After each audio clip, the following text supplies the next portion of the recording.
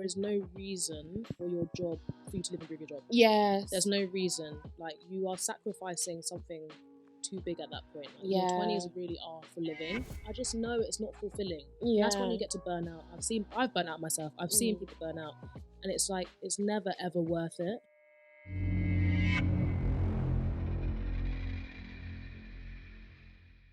Thank you for tuning into the Melaspace podcast.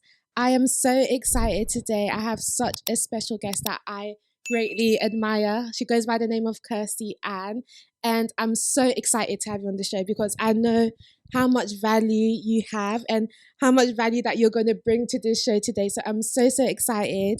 Do you want to give a brief introduction to yourself? Hi guys, I'm Kirstie Anne, and I have Corporate Girlie. That's my TikTok account, and I just talk about all things corporate life, being a young woman in the corporate space, black woman, Yes. PR, communications, and also just like being a corporate babe, but also just being a normal babe who likes to go out and have fun. Yeah. I don't think the funk is what it is. Like, I am not just my job, so yeah. Exactly. I'm so excited. Like I said, I've been watching you for a very long time. I think mostly the whole of last year before I reached out to you. And having a corporate career, for those of you that don't know, alongside Melaspace, I do have a corporate career. I do have a 9-to-5 in marketing. And it could be so daunting when you don't know what you're doing, how to climb up, especially when it's like kind of like your first time in the corporate girly world. And I think the content that you make is so easy to understand. It's so digestible. So it's just like a breath of fresh air. So once again, thank you so much. So I want to say congratulations because you had a really big year last year. You had such a good time in your career and nearly at 15,000 followers on TikTok, which is insane. I told you, you've been watching you for a long time. It's insane. So how has that been? How have you like kind of taken that all in? I don't know, it's been insane because I never like set out to have a TikTok like that. Like, I've had TikTok for ages, since 2020. But it was always a personal account. Yes. And then one time in June, I randomly just posted a day in life, but it was at work. And it did really well. Like, it got like 100,000 views. And I was like, oh, people like care. And then I happened to be flying out for my job literally the next week. Wow. And I was like, oh, I'll do more content with that. And then I guess I sort of just started sort of like a little series of just day in life with Corporate Girlie. And people then were like really interested in comms, and they were like, how do you get into that? And then it sort of spiraled from there, and it's just grown steadily. And I never ever expected it because it was genuinely like, TikTok is just for vibes, and it still is. But now I've sort of grown something from it, and I've got like a properly engaged community, which is insane to me. Like, I can't believe people actually stop me in the street. Like, really? Like, I recognize you. I love your content. Like, it's mad to me. Like, you forget how small the world is and how interconnected we are. So yeah, that's just how it started, really. What about you? With me, I've been doing TikTok. So before like getting into like all like the corporate stuff, I used to be a business coach. So I used to teach people how to start businesses, run it, and to kind of like scale it into like 6 figures. So I was doing that on TikTok for about a year. And I got burnt out, and so I'm not doing this anymore. So then I kind of pivoted and went into more like the corporate lifestyle, into the tech, how to get into certain jobs, how to save money, how to do this and that. And then from there, I kind of built a community too. I think I'm around 11,000 at the moment, and it's steadily growing, and that's what I kind of love because I like the slow steady growth is so important. Exactly. It's the most important kind of growth. I think that's where the community aspect comes in. When there was a video I posted and it got like 1 million views, but from that I didn't really get much from it. You don't get that community, you just get awareness, and I think both of us can really value having a community in our whatever our social account, because that is how you generally help people. And when people ask you questions and they see you on the street, I kind of love that interaction. So it's really, really nice. So I always like to start with things that I've seen recently, and one thing that was like really close and dear to my heart is that you started to take Sundays to yourself. And I really want to know how you do that, because I feel so guilty. So I'll give you an example. About a couple months ago, I was like working back to back, recording at work, finishing at sometimes 8 p.m, come home, recording till like 11 p.m. I was so tired. And then I remembered that a couple months before that, I had agreed to go to my friend's birthday party on a Saturday. That Saturday was like my only day to rest. And I felt so guilty. I still went, but I had to put somebody else before me.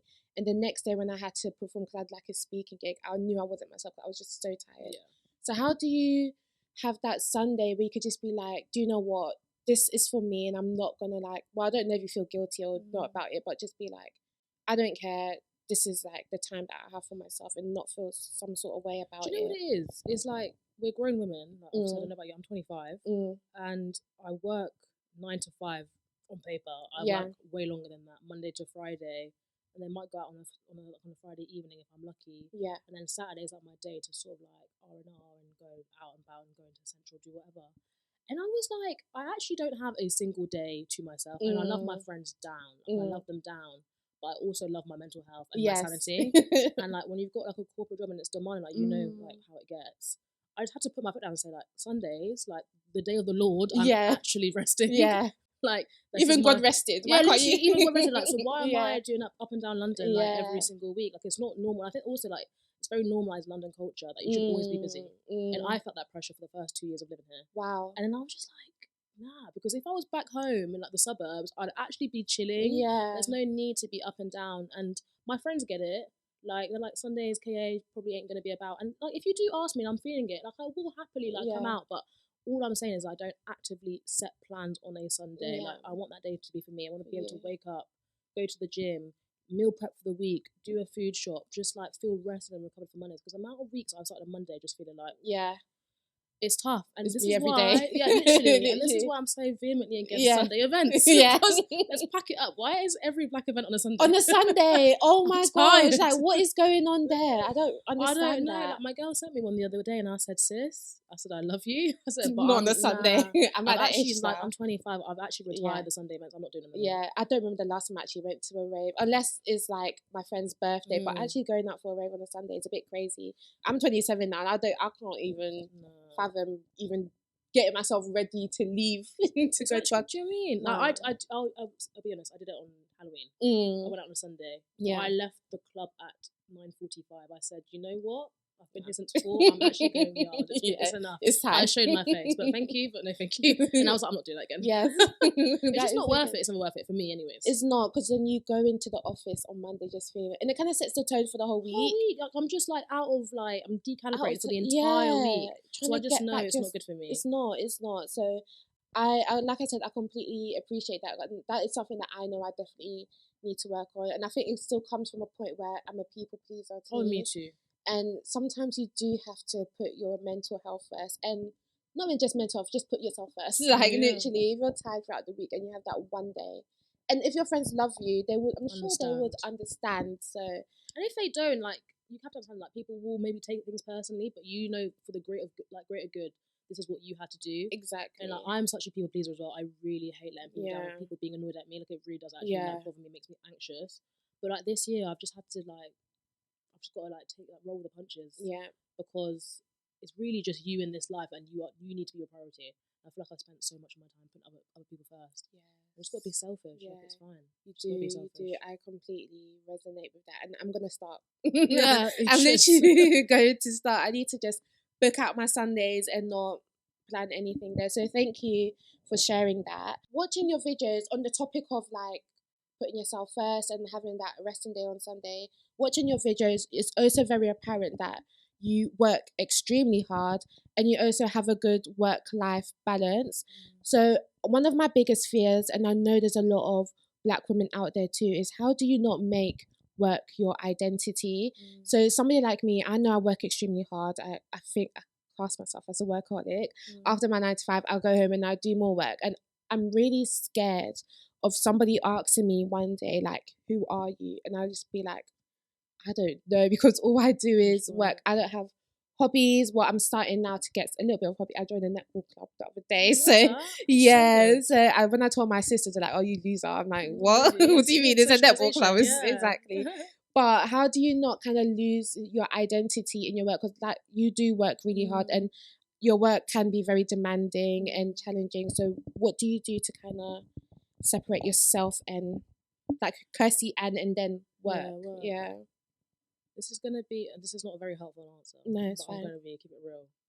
I've never been that person, because who I am at work is who I am in real life. I actually really don't. like I'm not two different people. Yeah. But I think I have the luxury of being like that because the kind of place I work and the team that I have that luxury afforded to me that I'm in that safe space that I can just come as I am, come as myself, which means that I don't have to fake the funk at any point. But I don't know. I think that's quite a tough one because some people will just get into like living and breathing their job. Yeah, and, like, it's good to be passionate. Like I'm passionate. Like, definitely. I'm very career driven. I've always been sort of like goal oriented my entire life. I've always been somewhat of an achiever. Yeah, but like I am me, and my job is something that pays the bills and something that I care about and that's interesting, but it's not my entire identity. And I feel like if you get to that point, like you said, that's when you need to start looking at hobbies. Yeah, you need to start looking like what actually, like other facets of my life am I achieving in those? Like, are my friendships strong? Are my relationships with my family strong? Like, am I happy with me, like, and my health, and when I look in the mirror, like, all that kind of stuff. Yeah, I feel like it needs to be just more than your job, but I feel like that answer is not very helpful. No, it is. I think what you're trying to say, you have the luxury where you don't, who you are at work is who you are now, and I think I can be a testament to that because who you are on TikTok is exactly who I'm speaking to now. There's no difference between you, but you're right. I think when it gets to the point when you're gonna get to that feel of like, oh my gosh, who am I really? Start looking at different avenues, start kind of assessing your current situation now. I know for a fact that I could do better when it comes to my friendships. I could reach out a bit more. I could probably go out with my friends a bit more. And that's why I decided to like start netball, even though I haven't played netball in over 15 years. I don't know what I'm thinking, but that's when you start looking at other avenues on things that you really like and use that as your identity. And yes, of course, you could be career driven, you could love what you do, but there's other aspects to you. I feel like as a young babe who's like not at management senior level, there is no reason for you to live and breathe your job. Yes. There's no reason. Like, you are sacrificing something too big at that point. Like, your 20s really are for living. Yeah, for doing your job, but for living, discovering life, like learning about yourself so that you can enter your 30s patterned, basically. Yeah, that's exactly how I see it. Yeah. Like, I don't think anybody, unless you're literally like a founder, CEO, something, like, your job should not be your main focus in life. Yeah. It can be a really big part of your life and like a big pillar and something that you want to do well in, but it should not be like, I wake up and it's work, I go to bed and it's work. Like, there needs to be other stuff. Yeah. As a young babe, that's what I think. That's true. I do, and I work in a big like American corporation. Like, I do see women at my work who are like, it would seem that their job is their life. Wow. And like, I just know it's not fulfilling. Yeah. That's when you get to burn out. I've burnt out myself. I've seen people burn out. And it's like, it's never ever worth it. Like, it's actually just never worth it. It's not. It's really not, because then when it gets to your 30s now, and it's like, wow, like, did I actually live in my 20s? Like, do you get it? That's when you start questioning yourself, like, who am I really? Yeah. Then I completely understand, because it's weird, because I used to think my 20s are for building, like, for when I'm in my 30s. But now when you put it as your 20s is really for like growth, think about who you are, still have fun.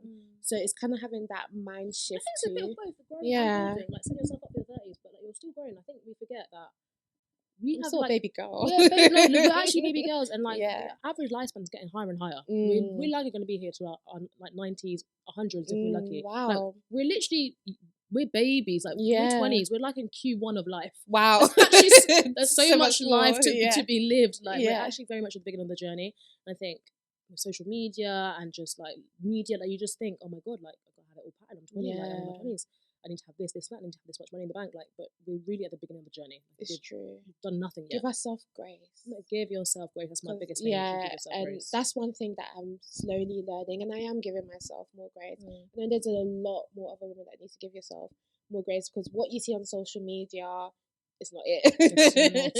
It's really, really not it. So give yourself grace and just know, like, your time is coming too anyway. There's no need to rush. I think what's meant for you will always be for you, will always find you. So if you have that mentality, whatever you do, whatever is meant to come will come. Yeah. So that is something I can definitely like resonate. So I always love to know about people's backgrounds, but point me if I'm right, you was born in the UK, but you moved to France? Or? Yeah, I moved to France when I was literally a baby. I was like 2, 2.5, 3, something like that. I see. And then you came back for uni? No. Oh. I moved to France for a year. Oh, okay. And then I moved to Martinique for 6 months, which is a French island in the Caribbean. Okay. Which is where I'm from.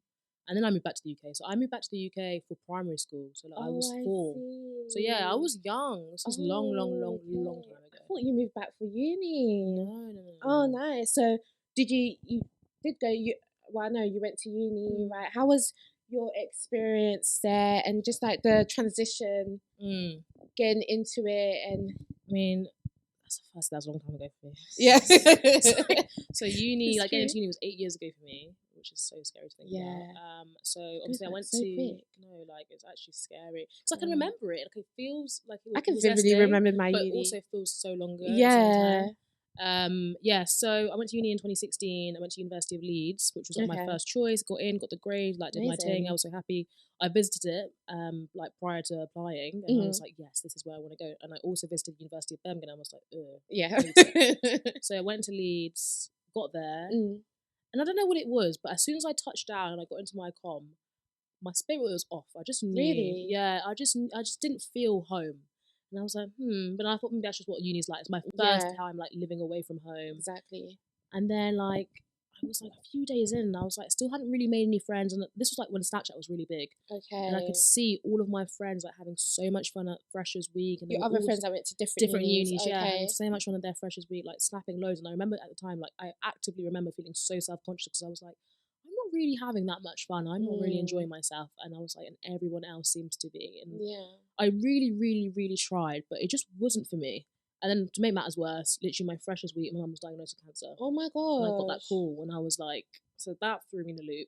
And I didn't really have any proper friends. I actually didn't tell a single soul.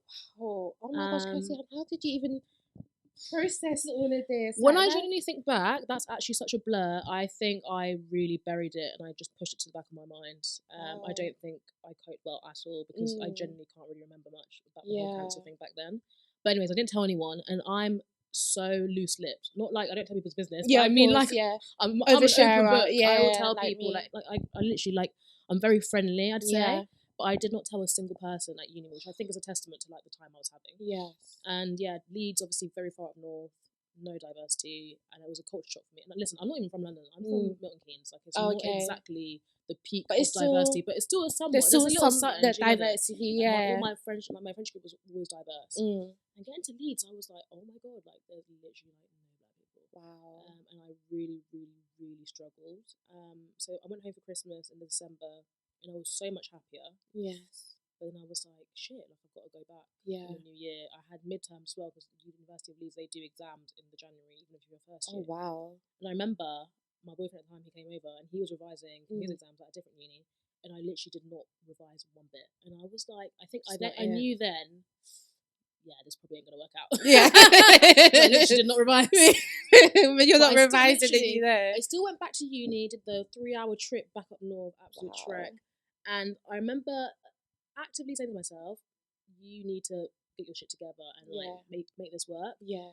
So I did an online food shop, a big one. It was like a £50 back then. That's a lot. It's a lot. Yeah. Did a £50 food shop at online delivery, and I was like, well, I've done that now, so I have to stay here. You have to stay.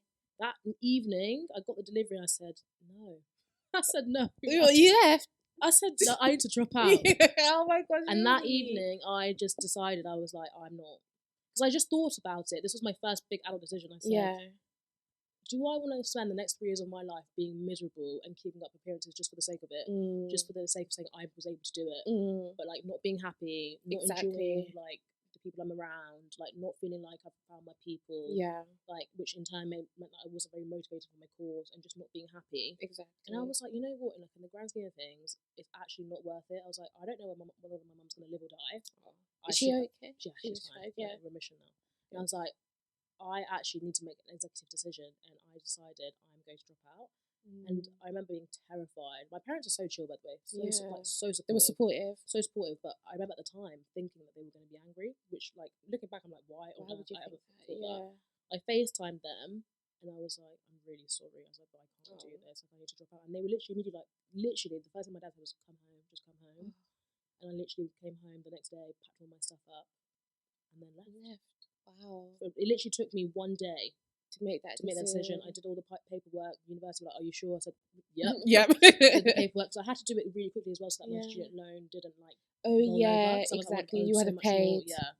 So I paid back all my student loan, my maintenance loan, sorry, and I just left. Wow. And I came home. Wow. And so that was my first uni experience. Okay. So what did you do after when you came home? Did you just I came home in the Jan. And the one requirement my parents had, like, if you're coming home, you're not just sitting around, like, you need to do something. So I got a job. I got a job at like Argos head office in merchandising. Okay, well that is still it's a good job. Yeah, that's what I'm saying. I really don't know how I swung that. Yeah. It was a temp job, but like, I was there for 6 months. Wow. It was good. It paid the bills. Like, it bought me my first car. It was good, but I hated it. Yeah. I literally hated every single second of it. I was working with people that were like 50. Wow. No motivation. It was very academic, and it wasn't exactly our academic hotspot. Like, yeah. It was just anyone could do the job, or I didn't enjoy the job. I didn't want to do that job. I hated it. Yeah. It was like literally basically like very admin heavy, and I'm somewhat of an intelligent girl. I was like, I cannot actually waste my brain. I could feel myself literally losing brain cells. So I was like, I need to reapply to uni.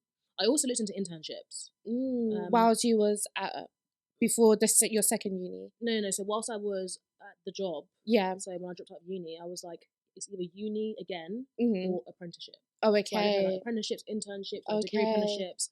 And then in the end, I said, no, I'm going to uni. So, ironically, my first choice was University of Birmingham. Yeah. So I was like, maybe I got it wrong. Let me just do that. I didn't even bother visiting again. I just put it as my first choice. And you went. And I did it for UCAS, and I went. And obviously, I already had the grades, so it was basically confirmed. And then I went in the September. Wow. Was it a better experience? It was a much better experience. I'm not going to say it's perfect. I don't think anybody's uni experience is perfect. But definitely. it was so much better. I didn't want to drop out. Yeah. I was happy. Like, I've made friends for life. Like, some of my nice. actual sisters like, are from that university. Wow. And I did not have that same experience at Leeds. And yeah, it was so much better for me. Better timing. My mum was no longer like going through chemo at the time. So I felt okay to leave. I felt like she's okay for me to not be with her. Exactly. And yeah, it was a great decision. Like, it was the best thing I did. That is so interesting, because you would think that a lot of that obviously at the kind of job that you have, that the journey into that corporate career is quite not easy but straightforward. And it seems like you had a lot of like you know what I mean? But then it just shows the testament to your character, and you're like, you're basically saying you're not gonna let whatever's holding you down stay down. You're actually going to actively work. 'Cause I can just imagine like the mental health that you could have been feeling, the news about your mum dropping out of uni, the diversity. Like, I couldn't even. There's so much happening. I'll be in heaven. I'm telling you, like, I don't think I can, because I'm the type of person, I feel so much emotion. Not to say that you don't, but I just feel I'm the same. It feels so heavy sometimes, where it's so heavy that it just weighs me down, and it takes a lot for me to get back up. And by the time I'm up, it's too late. Like, I've missed my chance, but then really. Not sure. I don't know if I I think you're very hard on yourself. I think a lot of us are. Yeah.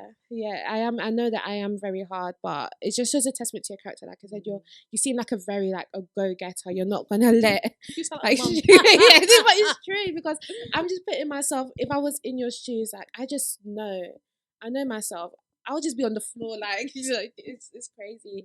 So but it's good to know that your mum is in remission, and that is just so heartwarming. And you found your people, you graduated from Birmingham, and then you got your job, or must have been in COVID. Yeah, exactly. COVID, my journey really is not straightforward at all. Which, like I say, is a testament to my character somewhat. I'd say, without like tooting my own horn, I'm quite resilient. I don't realise it though. I'm resilient. One thing is, I will always get back up. Somehow I'll always find a way. Get back up. Yeah. But yeah, I graduated COVID year. Literally, I graduated in May of 2020. Wow. So everything was shut down in March. Yeah. And I thought we were just like being like locked down for 2 weeks, and then it just didn't stop. So yeah, I graduated in 2020, and it was a blessing in disguise. And I was actually quite grateful, because it took that pressure away of having to have a job lined up. Okay. Because I was like, the world's locked down. Like, people are getting their jobs rejected, like left, right, and centre. They've scaled back like graduate job numbers. And I was like, this is time for me to sit back and think and properly pattern out like what I want to do with my life. Yeah. So one of my friends, he had like a startup, like a diversity and inclusion consultancy agency. Oh wow. Perfect. So I started working for him. In like the consulting arm of it, and I really, really enjoyed it, because diversity consultant, which is what I'm going to roll, like an advisory capacity. I like advising. Yeah. And I like people know that they can like rely on you for, I don't know, like insight and stuff. Of course, yeah. Especially like at a young age, it's quite validating to be able to do that. So I was like, cool, that's what I want to do. And then when I worked for the startup, I worked with Tesco's. Okay. Like, they were a client, and that's where I worked with their internal comms team. Oh, nice. And I was like, interesting comms. I was like, I've never come across this function, and I was like, cool. And then I saw an internship for PR and strategic communications, and it was done by my company, which I'm not going to say. So yeah, of course. Everyone seems to know where I work. Really? How did they find out then? I don't know, but if you literally type in my name in TikTok, it goes Kirstie Anne and my company afterwards. I'm not saying it publicly. Do you know what? TikToks will be the one to find anything and everything. Like some people will comment, do you work at so-and-so? I have to delete. I'm like, why would you say that? I clearly always hide where I work. Yeah. Like if you find it, fine. Like my LinkedIn's very private and people still manage to find me. Anywho, so there was an internship that my company sponsored for PR and strategic communications. I said yes because it was a management consulting company. Wow. So I like consulting. I was like, let me apply for that. I applied. I literally never worked on any application harder in my life, and I got on, smashed it, did so well. It was a 10-week program, and then I applied for the grad scheme through that, for my company's grad scheme. Got onto the grad scheme, which was really amazing because it was a COVID grad scheme, so numbers were scaled back. There were only 7 spots. Wow. My grad scheme has about 1,500 Very applicants. Competitive. Yeah, so it was mad. I got into the grad scheme, and I was like, well, I got into the grad scheme in March, but the grad scheme didn't start until September, and I was like, well, I can't just do nothing. So I did another internship. Oh my gosh. And my company's competitors, I did that for 3 months. And then I was like, I'm going to take 3 months off in the summer because I actually worked back to back since uni. Yeah. So I just took 3 months off in the summer, and 2 months off in the summer. Yeah. And I started my grad scheme. So that's my journey. Crazy. Yeah, it's up and down. Wow. But don't you think it's so weird that your friend had this business and it's like you went to go and work for him, and then was it him? Yeah, it was him. Yeah, because I don't know what happened to my head. Yeah, you said you went to go and work for him in his business or his company, and then you realized that was what you like really wanted to do. It's so weird how the universe just kind of puts you in certain places. Yeah. That's what I'm saying. What's meant to be will be. You know what I mean? And I'm pretty sure if your friend didn't have that, there would have been another avenue for you to get, because wherever you're meant to be is going to happen anyway. So it's so interesting, and the fact that you kept applying, even though you knew you had a job, like it's a testament to your character. You don't want to just chill, and the fact that was the competitor too. So it's like you already have some sort of like advantage. You kind of already know what your job's going to entail. Definitely, that is just crazy to me. Like you just have a friend there, and then all of a sudden you're into what you want to do. That is actually mad. I wish I had friends like that. If I'm honest with you, I really do. So you seem to have like a really, really good job. And I think what is so refreshing to see is that normally a lot of people think a 9 to 5 is you sit behind a desk, you're on the computer, which, don't get me wrong, majority of the time it is. You're working with big, I know you're not going to say it, but like big corporations in the industry. And as well as that, you're just doing really, really good. So what would you say is one of like your biggest achievements in your career so far? Ooh, that's a big one. Hopefully when I get promoted in a few weeks. Fingers crossed. Let me know. Message me. We'll go out for drinks. My biggest achievement. Yeah. This is going to be a bit of a deep one. Okay. But, so, I don't know, I think you know this, but last year, I was not well with my mental health. It might have been work related, I don't know. I don't think it was. But I developed a panic disorder, and I still have it, but it became chronic at that point. Like I could not go a day without having a panic attack, and for me it was very much like situations where I felt I couldn't escape. So trains, like traffic jams, buses, the tube, everything that you need to get to work, and I kept having panic attacks before work, and it would just completely just like ruin my day. I don't know if you've ever had a panic attack, but it really is like debilitating. And if you're having multiple a day, it was literally just like awful. I didn't tell anyone. Too, Again, I didn't tell anyone at work. And then one day, I had like a really big panic attack, and then I called 111, and they were like, "Well, you need to come to A&E." And I said, "Well, I can't come to A&E because I have to get the tube. But my issue is like I'm very unwell right now. Like, can I get like a virtual GP call?" And they were like, "The soonest we can get you for a GP call is next week." And I literally just went into a spiral because I was like, I'm actually like, I don't know how I'm going to keep going. And someone at work, one of my managing directors, like she just seemed to just get it. She saw me and she was like, "You are not well." Yeah. She was like, "I'm gonna speak to your manager and like let's just sort something out. Yeah. And as soon as he was like, he got on the phone with me and he was like, yeah, like, this is not okay. He's like, I'm sending you home immediately. And then within literally like an hour, HR emailed me saying you're signed off work for 3 weeks. Wow. Like, there was no waiting for a GP that didn't need a medical something. They said you are off work. That's why I do very much value the place that I work. They value their people, especially my team. Very proactive. So yeah, I was off work for 3 weeks, and it was like the hardest 3 weeks of my life because I wasn't just chilling. Like, I was actively trying to recover. Yeah. And I was on all this medication, which made me worse, and all this kind of stuff. Like, it was a hard 3 weeks. But I think, like, coming back after that time and, like, having to push myself out of my comfort zone, having to face my colleagues again after having had, like, a breakdown in the office, having to go back to my clients, and everyone's like, you okay? And, like, everyone will know my business. Like, for me, that's a big achievement because I really, really, really was at my lowest point. And I was just at the beginning of my career. Like, I had just come off my grad scheme. And I said, yeah, that's my career donezo. Like, why on earth would they want to keep me around? Like, I've literally just failed the first hurdle. They might think that I can't deal with the pressure. And then, yeah, I came back and, like, I then proceeded to have my best year, which was just closed off. Like, just grown in leaps and bounds. So for me, that's, like, my biggest achievement because really, like I said, resilience, I guess. Yes. From, like, the lowest point, like, I was able to rise back up again. Yeah. And yeah, that's something I'm very proud of because I think a lot of people, like, they just would have had to, like, throw the towel in, which is very understandable.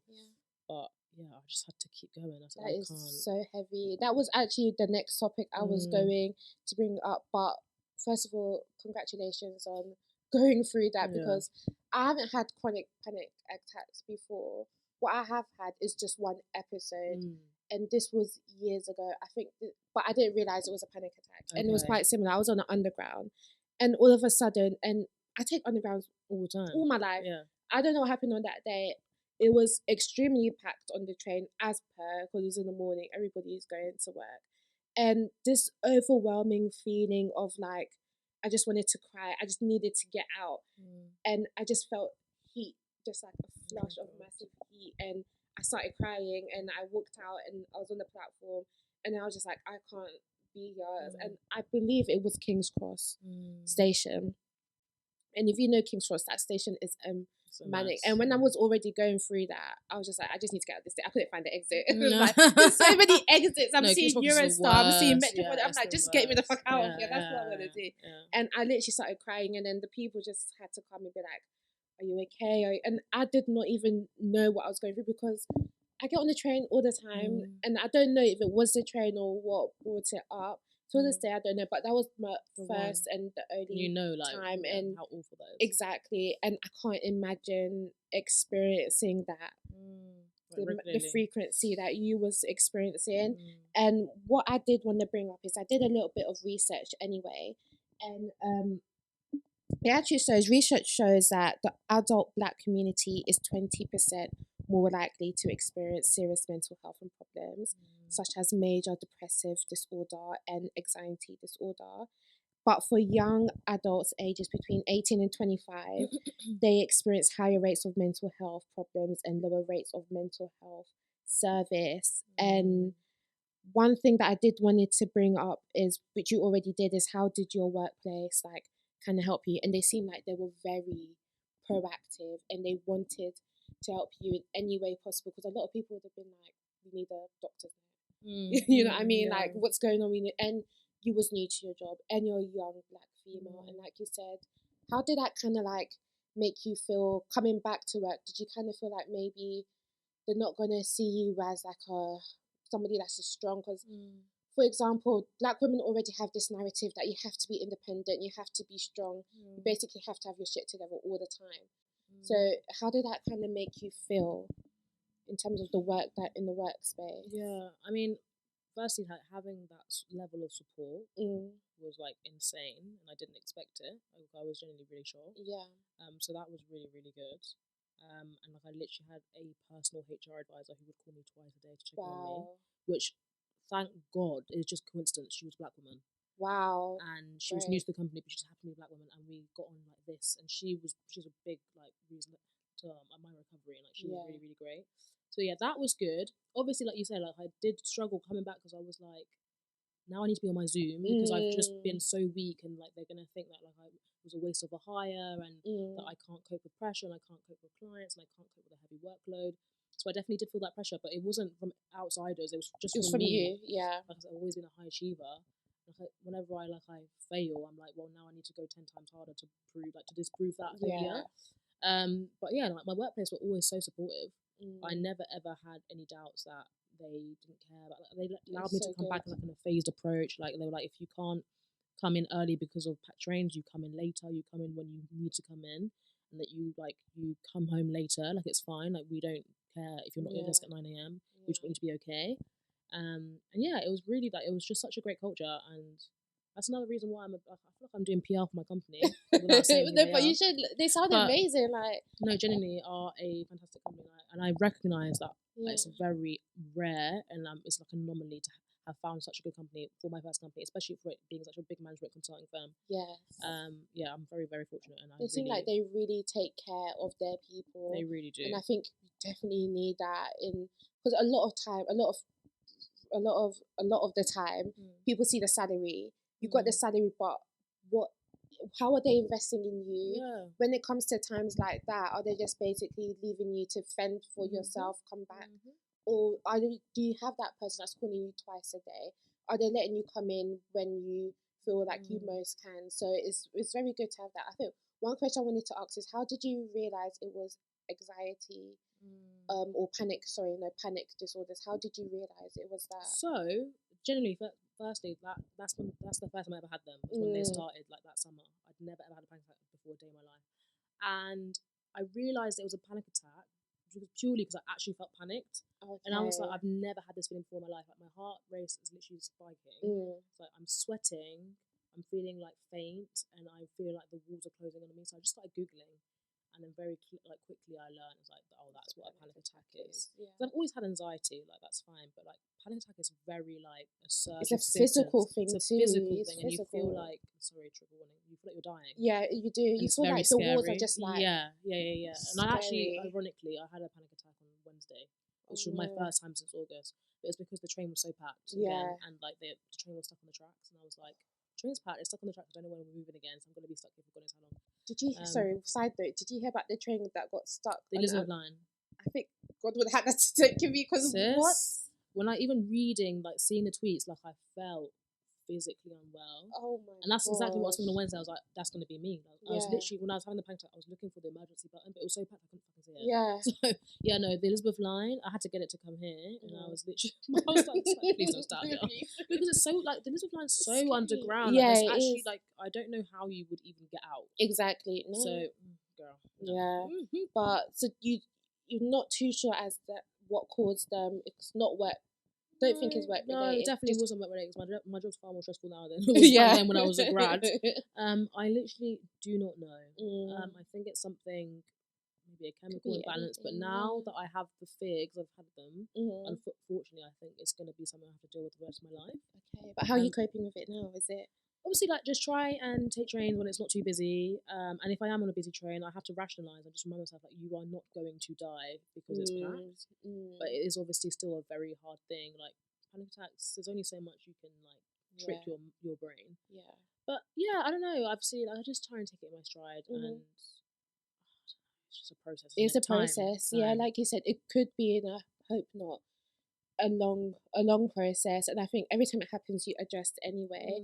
In that 3 weeks that you were off, you obviously did a lot of coping mechanisms, try to obviously work your way through it, and it's just going to be something that you're just going to have to just keep doing, adapt, and you deal with it, and I'm pretty sure you're going to get over it anyway. Knowing how you are, I'm pretty sure you will. So, but it just seems like you're, like I keep saying, it seems like you go through so much and you're just I've been through it, girl. You've been through it. You've been through it. And not a lot of people has especially because we're still very young at the end of the day, we're still very young. Not a lot of people has probably gone through what you've gone, but you've come out it in such a beautiful way. And that's why I really wanted you in the show, because it just shows if you really go for it, you can actually get there. And just to think, where are you going to be the next 2-5 years? Girl, but it's true. If you actually put into perspective, if you've been able to go through all of that, the next 5 years, imagine where you could be. So It's crazy, and I'm so excited to see it. So have to wait and see. Yeah, we have to wait. Okay, so I really wanted to get into like some corporate girly tips. I see you post a lot about it, and I need all the tips I can get to. It's more of like a selfish thing, but I need all the tips I could get. But what are like your go-to tips? Obviously, I see like you do some food content, I see you do some clothing content, some money saving stuff. So what is like your that you found that's really helped you in your corporate career so far? Oh gosh.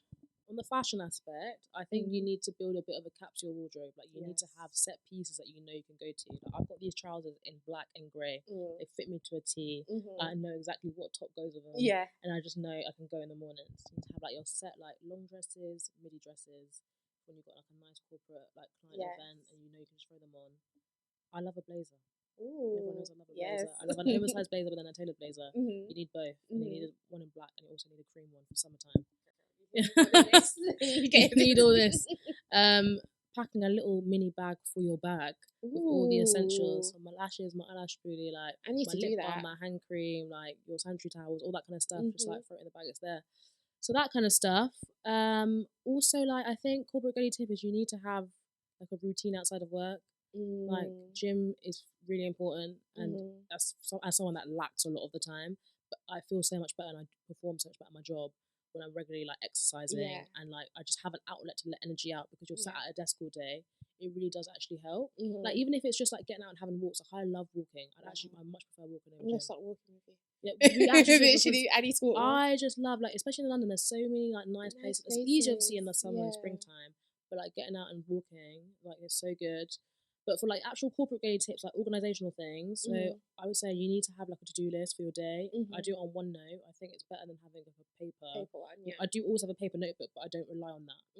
So like OneNote, I split my day by clients. I know people do it by hour. I think it makes so much more sense to your client base than to split it by client. Oh yeah, definitely. And then time it exactly for your client. So I time everything that I do so that my timesheets are so much easier. So I love that. But you need to like come up with like a time tracking like method that works for you. But OneNote and just like doing it week by week, that's quite good. I quite like that. What have I said like before my TikTok? What do I be saying on my TikTok? Food. Oh yeah. You did a lot of meal prepping. I do. So I meal prep. I prep my breakfast every. So my thing is, like we're corporate girlies, and obviously like we make money. But let's not be silly with the money. Exactly. I don't buy lunch. Yeah. So it's very, very rarely that I'll buy lunch. Maybe once a week. Especially in Central, it's expensive. But I love Farmer J's. Yeah. Like, I love it, but that's a £12 meal. Can you imagine? I ain't got bread like that. No. So that's like a once a month. Yeah. If I'm lucky. But yeah, I make my breakfast at home and I bring it into the office. I make my oats and then I just use the office's milk. Yeah. And then I've got like my syrups that I keep in the office, so it's there. I've got no excuses. I meal prep my lunches on a Sunday. Good. And it's just there. It's good to go. It's just easy. It's set. It's so much better for your body as well, because I was eating like out all the time, like M&S, like Farmer J's, the meals at my office. And it's just like, I don't know what's going in there. And already you're sat at your desk a lot. Like, it's just, I think it's just you're really not getting the steps in. You're just, like, I don't know about you, but my body has changed a lot since becoming a corporate babe. Oh, like, listen, I was just about to, when I was working in central London, I would, because it's all about walking, I walk to the train station. After I'm walking to my office and I'm walking around. Now that I work very close to my house and I'm driving, I am lucky if I get 3,000 steps in a day. Yeah. Literally, before when I was in, I was doing at least 15k. Oh my God. 10 to 15. I was walking everywhere. Because after work, I'll go to Oxford Street and I'll be walking down Oxford Street up and down. Now, I'm honestly, if I can even get to 2,000 steps, that's like a good day. It's like a good day. I don't walk at all, and that's why I've started now to take gym more seriously. Because if I just sat there and eat, next year I'll be 3 times the size that I am, because I'm not actively moving my body. And I think that is so important as any corporate girlies. You actively need to move your body. Yeah. And I know it's hard to find the time. Like, listen, Lord knows I know it's hard. But you've just got to do it. Like, you've got to get it in where you can. Yeah. And if it means only doing it like on a weekend, then fine. Like, at the moment, like my main days are Saturdays and Sundays. Like, I do struggle in the week because like, I'm finishing at 10:30 and I'm up at 7. Like, when I'm at exercise a bit. Yeah, it's true. But so that's why I try and make my life easier in other ways, by bringing in my breakfast, bringing in my lunch, just trying to not snack all the time, like that kind of stuff. But this has literally been like a recent like eureka moment for me, because I just looked at myself in like September and I did not recognize myself. I said, I've actually really I've not been looking after myself, like putting all this time into this job, but I've let myself go. And you need to get that balance. And I know at the beginning of your career it's hard, but you actually need to get that balance because this is going to be our lives for like the next 40 years. Exactly. And plus, the most important thing is your mental and your body. If you're not looking after that, you can't even be at work. You can't do shit. So you actually have to. Something just came to my head, and I remember because it was something that really, really helped me. Correct me if I'm wrong. Is it called a performance review? Yes. I got that idea from you, and I think it was like the most amazing thing ever. I think as Black women, we need to record everything that we do, especially in the corporate career. So for those who don't know what a performance review is, would you like to explain and how it can benefit you? Yeah. So I don't know if every company does this, but I'm pretty sure it's quite standard. You'll have some sort of career review. Yes. You should have a mid-year one and then an end-year one, which is exactly what it says on the tin. It's reviewing your career, your performance in the first 6 months and then in the 12 months. You should not let your manager lead that session. It should be led by you, curated by you, so you can showcase what you want to showcase, and then you can get feedback from that. So I set mine out like a 3-pronged approach. I did a spreadsheet which looks at what I've achieved based on my company's competencies for my level and the level above, what I've achieved, what I'm hitting, what I'm not yet hitting. And if I'm not hitting those goals, how I'm going to in the next 6 months before my next review, etc., etc. And just laying it out on a spreadsheet, like box by box, setting dates, like so you've got like things to work towards. And it's just written out for your manager to see, so they can't say, well, you've not done that, you're not done that. Exactly. Like, I've literally given you multiple examples of how I have achieved this, and how I have excelled in this, and this client, and how I have contributed to the business, how I have increased value. It's amazing for you, and it's very clear because you can you can compare it to the competencies of the level you want to be promoted to. Yeah. So you can show how well I'm already working at that level. You've already done things at that level, In, in this quality, So that's really good. And then also I would do like a evidence bank. Okay. So any positive email you've had from a client, from a senior, that kind of like even a Teams message from a colleague, screenshot it, save it in a folder. At the end of the year, put it all together, and you've literally got an evidence bank, like month per month of everything, positive feedback. And then it's really good because you can just do it throughout the year, and then you just know that at the end of the year it's there. And I say, like, especially don't forget Teams messages. Like, you can get good feedback on Teams. It doesn't just have to be an email. And obviously Teams disappears after like a week, so make sure you screenshot them. And then finally, I did a presentation. And when I say presentation, I'm not saying a crazy PowerPoint. It was literally like a 5-page slide, 5-slide page. Yeah. 5-page presentation. Yeah. 5. Yeah. A 5-page presentation. And I just outlined my key achievements, my key goals, how I'm gonna grow, what I want to achieve, that kind of stuff. And then I had like a specific one dedicated to feedback, but I said make sure this is constructive feedback. Yes. And that kind of stuff. And it's just really good. It just means that you can shape your entire review. That in itself is a testament to the kind of your kind of character. Yeah. Like, no manager, to be honest, really wants to walk into a review and have to like lead it. Why? This is your review, not theirs. Exactly. So yeah, just to have everything organized, clear for them, so they don't have any exactly. They don't have any reason to say, well, she's not shown me this, so I don't know for sure whether or not. Do you know what I mean? So just have everything in black and white. Yeah. It's just so helpful. And I guess too, when they're like, oh, we can see you haven't done this and this and that, we're like, well, this spreadsheet shows that I have done. It's like a good way, because sometimes, even me, I forget that I do things when I don't record it. Yeah. So they could be like, oh, you haven't done this, and I know in my head I've done it, but I don't have the evidence to show because I didn't collect it or I forgot about it. And it really doesn't take that much time to do in your day. If you're doing consistently, really it takes a couple of minutes to screenshot and just save it in like some sort of format or file or like OneDrive or something. So it's an extremely important piece of documents, because it's more than one.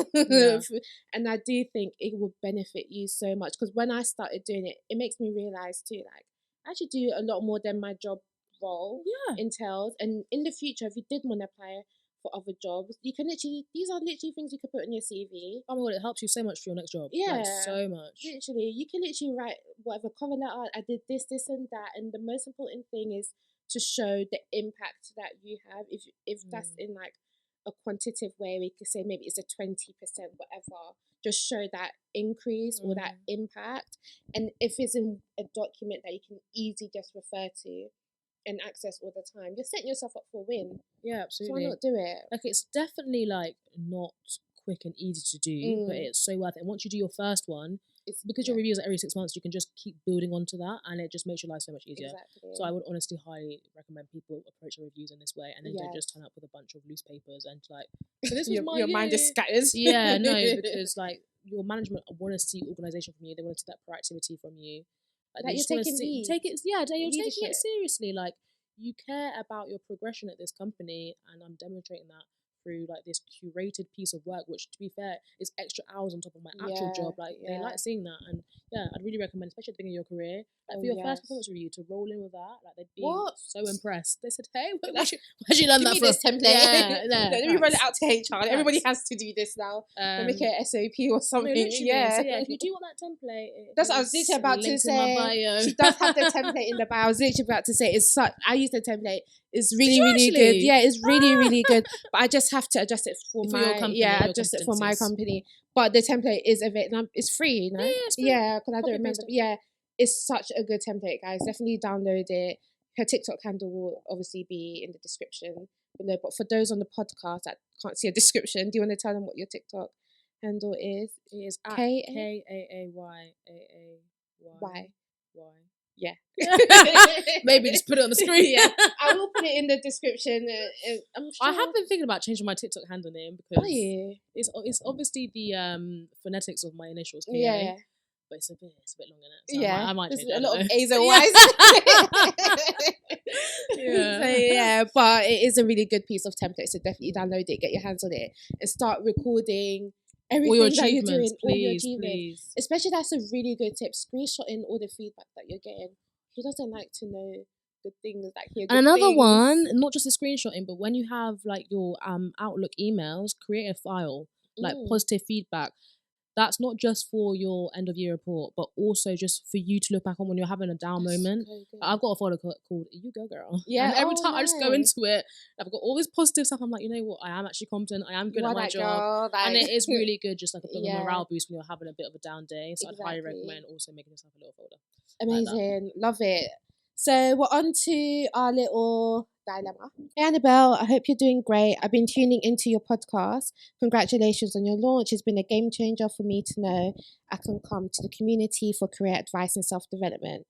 I'm 26, pushing hard in my corporate girly career, and things are going well, but you know the hustle comes at a cost. I'm struggling to balance work and life.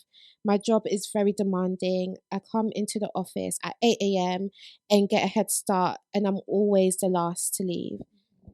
I get home, sleep, and it's a repeat. I love my job. I have a good working relationship with my colleagues, but I recognize that as a Black woman, I have to work harder to climb the corporate ranks.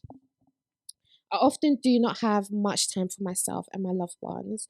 I love what I do, but I also want a life beyond the office. I'm young and I want more experiences. I'm sure there are other Black women out there dealing with the same. How do they do it? How do they find that balance? And any tips would be great. Thanks a bunch for being a voice for us. Can't wait to hear more. That's sad. Yeah, that kind of going through that at the moment. Firstly, my thing is, why are you the only person in your team that is getting in early and leaving late? Yeah, that's just clearly a imbalance in workload. That's not okay. Or is it by choice? That's nothing. So if you're choosing to do that, then why? Like, why? And if it's a time management issue, you need to start streamlining your work. Like, you need to start being a bit more efficient. But I'm gonna give you the benefit of the doubt, assuming it's not that. Yeah. And assuming it's just there's a disproportionate amount of work. Mm-hmm. I know we all, and I'm guilty of this. I know we all like to never say no at work. It's like, I'll do this. But at some point, you do need to start putting your foot down and saying, I actually cannot continue taking things on because the quality of my work is going to drop, or I'm not going to have a good work-life balance, which in turn means that I just don't have a good working relationship. Like, your manager, and I've spoken about this before, your manager should not be okay with you being the first to come in and the last to leave. on a regular. Like that's just how it is. It's like everyone healthy. knows. Bye. Like yeah, bye. Have a lovely evening. Like you turn your head, you're still on your desk. You get it? That's not normal. Yeah. And I've spoken about this before, but your manager is so important, and this comes from someone who's a young babe and a young black woman. Your manager is so important. I changed managers at the beginning of the year, 2023. Okay. And my manager was an older lady in her 50s. Great. She'd been in the game for time. Like, she used to have her own like comms agency. Like, she's really like a seasoned professional. But she was a managing director. Like, and I was a consultant, and I was just come off the grad scheme. The level, the disproportion in our roles, it just did not make sense. Like, she was so far removed from me and my work. So when I was going through the panic attack stuff, I didn't even go to her because it's like, we don't even like work together like that. Like, we didn't really share many clients. Like, she could not actually see what I was doing on the ground. And when it comes to reviews and stuff like that, when you have a manager that is so far removed, it makes your life a lot harder. So first, to ask yourself, is your manager who is best suited to manage you? I think people don't realize that they are, and this should be the norm across all companies. And if it's not, you need to check your rights. Everybody is entitled to change their manager. Oh, okay. Like, I never knew that. You are entitled to change your manager. You are entitled to pick who is best suited to your work style.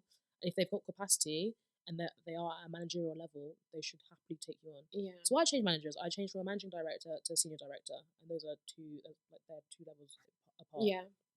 And my current manager is like a 32-year-old woman. Like, she started out just like me. Like, she's done the hustle, but like, we are like this. Like, and she's my champion. She's invested in me. Like, she's always in my corner. And someone that is in your corner like that will not allow you to have that kind of work-life balance. Like, even just the other day, my manager said to the head of my team, like, one of my clients in particular, she's like, you need to get a lock on this because I don't like how many hours she's doing. Yeah. And it's not healthy. Yeah. You need to have a manager that can advocate for you like that, so you're the head of your team, because it is harder as like someone more junior to do that to exactly. It's actually not your place. Yeah. It's your manager who should be doing that. Yeah, because it should be your advocate. Absolutely. That's what a manager is for. So for me, I'm concerned that like your manager isn't advocating for you. Or like, when was the last time your manager checked in on you? Like, they're looking at your hours thinking, well, you're here for like 10 hours a day. Why is that? Why none of my other coaches here for 10 hours a day? So I'd say, look at your manager, really ask yourself, is this person investing in me and ensuring that I have the best quality of life at work? And if not, it's time for you to shop around and make a change. And if you have too much work on, and you've got to say, like, you actually, I think people forget again, you have to speak up. Things aren't going to change if you don't say anything. Yeah, it's true. Like, if people see that you're coming in early and you're leaving late, they think, well, maybe she's just like a work. Exactly. She's happy to do that, especially a black woman. And they'll probably give you more work too. Absolutely. Because they know you want especially a black woman. They think, oh, you know what, she's happy, that's fine. I'll give it more. Do more work. Yeah. And you're going to say yes. Yeah, that's the thing. You cannot set that precedent that you are that person, because people will take advantage. Like, people absolutely will. And typically it'll be a man that'll take advantage. Oh my god. You know what men be like in a corner round. They will take advantage. They will. So you need to be vocal. You need to change managers and you need to start, I don't know, like thinking about, do I have too much on, and who do I speak to minimize this? And how do I start delegating work to others, that kind of stuff. Because you're a 26-year-old babe, like, it's actually not okay. It's not okay. And one thing I would say, you do recognise that, as a black woman, you have to work harder. We all know that. But sometimes it's about working smarter. Oh, like, no, that's me. Why do you need to work harder? Like, why? And why do you want to have that stereotype still attached to you?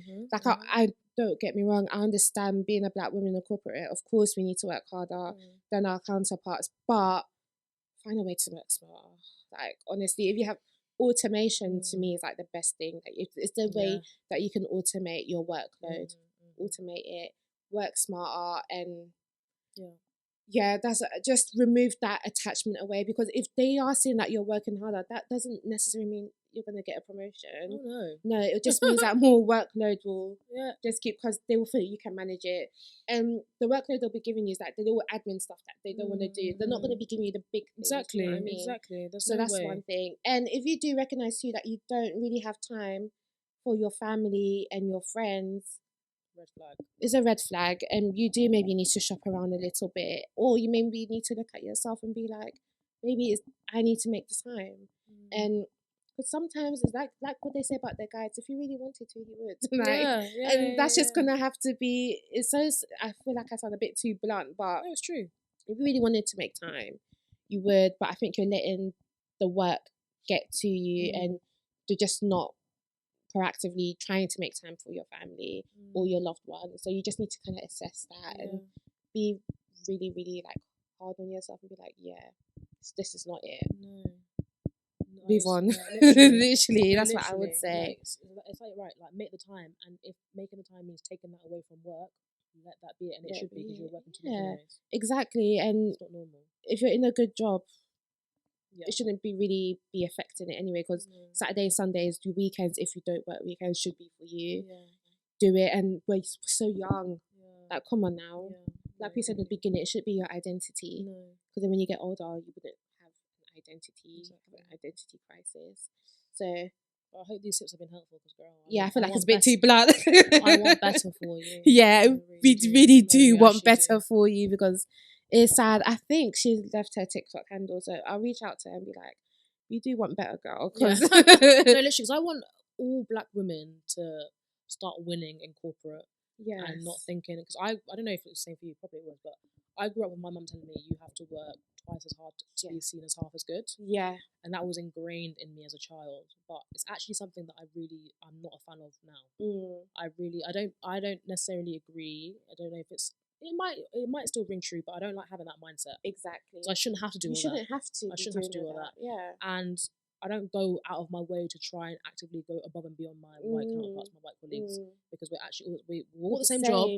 All get paid the same. We all got hired on the same basis. Why am I going out my way? Like, why am I doing that? Because like it sets a precedent. And then you have this kind of like lifestyle, this lifestyle where you're just expected to come in at 8 and leave at God knows because what time. You've been doing it. Because you've been doing it. But they're saying, don't set that precedent that you're working twice as hard to be seen as half good. I don't agree with that. You don't. So, sorry, Mum, but that one.